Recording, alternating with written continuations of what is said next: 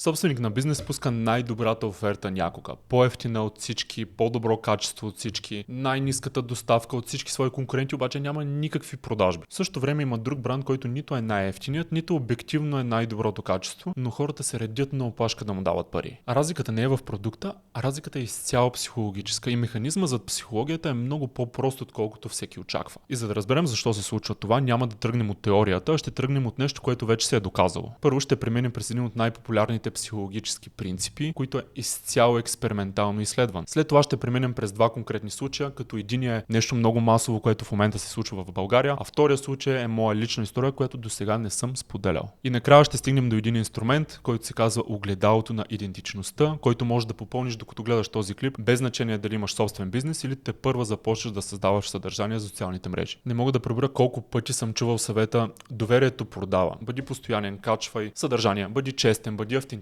и продажбите сами ще дойдат. И не е далеч от истината. И ако управляваш бизнес, това ти звучи познато. Инвестираш в реклами, инвестираш в органично съдържание, по този начин доверието расте, а всъщност продажбите са абсолютно същите, дори надолу. А ако те първа градиш личен бранд и име в социалните мрежи, ти си консистентен, честен, автентичен, качваш доста често, доверието уж трябва да расте, а всъщност последователите, харесванията и нещата, които са важни за теб като метрики, остават константни. И в двата случая проблемът не е липсата на доверие. Доверието обяснява защо някой купува от теб веднъж. Не обяснява защо някой ще ти се моли да ти даде пари. Не обяснява защо чака следващия ти продукт с нетърпение, защо те защитава онлайн, защо ти дава повече пари отколкото трябва, защо иска да бъде част от това, което създаваш. Доверието е един входен билет. То ти позволява да отвориш вратичката, да влезеш в живота на човека, който те гледа, но не ти отваря вратичката на това да споделя на всичките си приятели, да те защитава пред хора, които те хейтят, да бъде твой лоялен последовател. И причината е съвсем друго нещо. Това няма нищо общо с услугата и продукта, който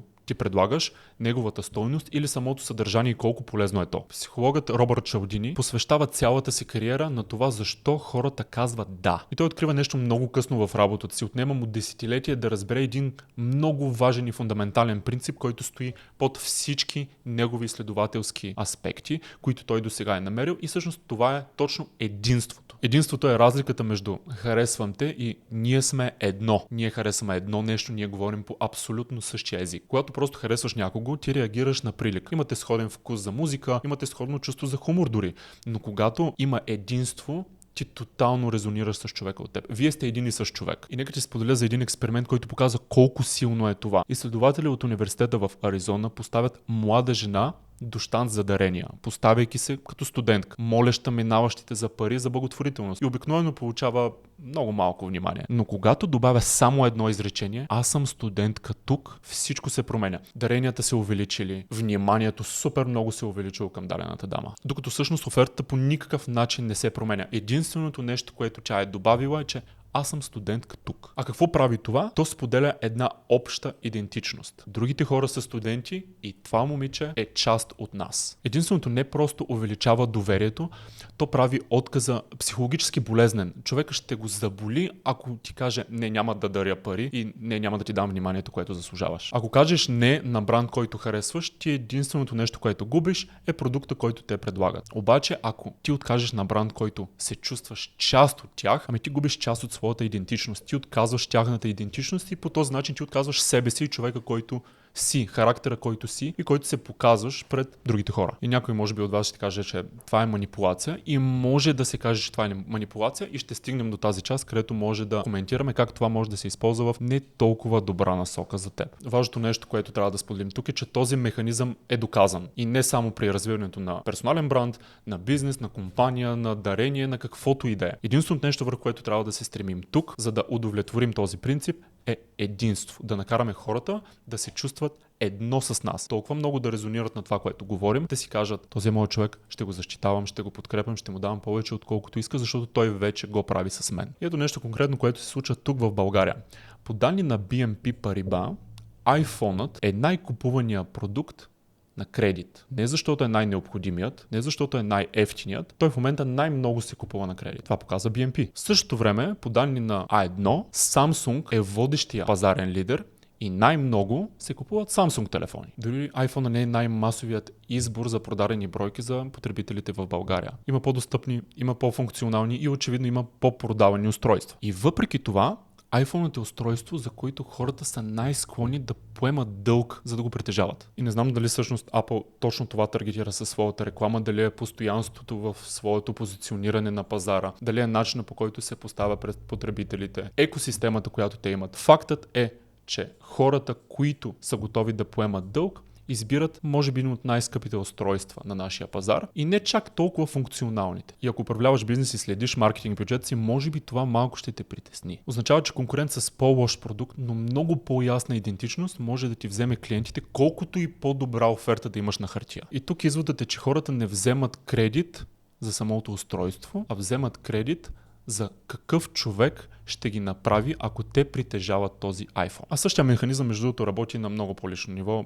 Сега ще дам личен пример. Има един човек, чието идеи следя от години и това е Навал. Нито съм го виждал, нито съм работил с него. Единственото нещо, което съм попил, е съдържанието, което качва той. И въпреки това съм в позиция да се съглася с почти всичко, което той казва, дори да не съм го чувал преди това, дори да нямам и представа, че има такова мнение, но аз съм склонен да се съглася. Обаче защо? Начинът му на мислене толкова много резонира с мен, че това първоначалното този човек ми харесва какво мнение има, вече се превръща в нещо много по-дълбоко. То се превръща в една готовност да му вярвам каквото и да каже, за каквато и да е тема и аз да резонирам и дори да се препозная в това, без да съм сигурен точно какво е. И ето какво се получи тук психологически. Не логиката ме убеди, не логиката отвори първата вратичка, а разпознаването. Логическата връзка може и никога да не дойде, но разпознаването е може би най-важният сигнал, който при мен се е появил, за да може да се доверя изцяло на даден човек.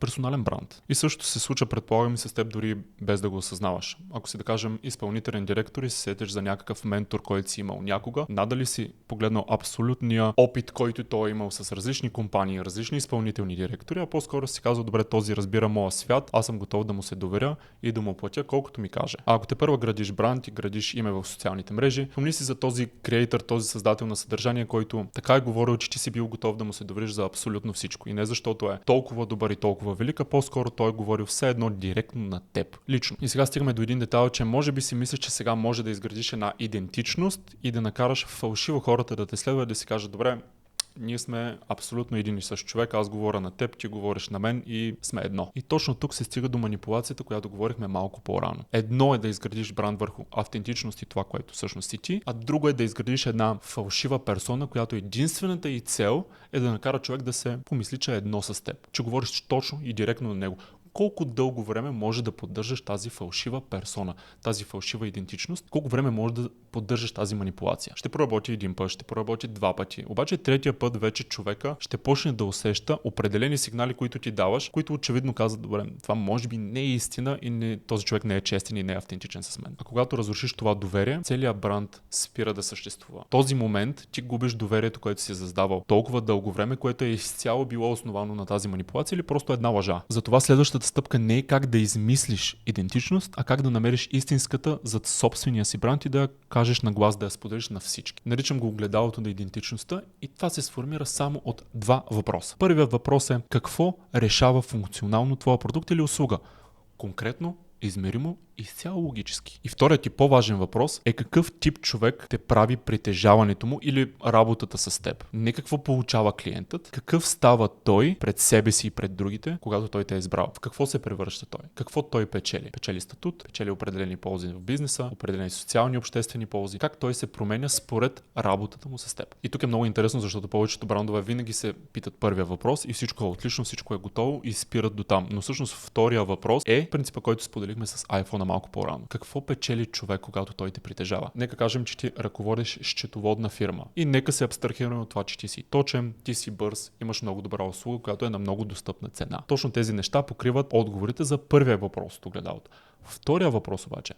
Как се променят хората, когато работят с твоята счетоводна фирма? Собствениците на бизнеса спират ли да се притесняват от собствените си финанси, ако работят с твоята счетоводна фирма? Това е промяна на идентичността. Ако той може да си каже, да, аз вече нямам притеснение в собствените си финанси и изцяло мога да ти се доверя с тях, аз съм променил своята идентичност от страхлив собственик на бизнес, който не знае как да управлява собствените си финанси, или дори по-лошо, бил в дупка и се чуди как да излезе от там, ти вече си спечелил. Ти вече имаш добрия бизнес, добрата услуга, качествената услуга и ефтината и достъпна услуга, но вече и ти си променил идентичността на хората, които работят с теб. Ти си ги направил по-сигурни, по-смели и по-действащи. Помага на теб, помага и на тях. И ето защо примера с Навал е и доказателство, и предупреждение. Разпознаването, което изпитах с него, е точно сигналът, който всеки бранд се опитва да предизвика в хората, които го следят. Единството продава по-силно от логиката, именно за това носи по-голяма отговорност от логиката. Вземи един лист хартия, отляво напиши всичките функционалности, които има твоя бизнес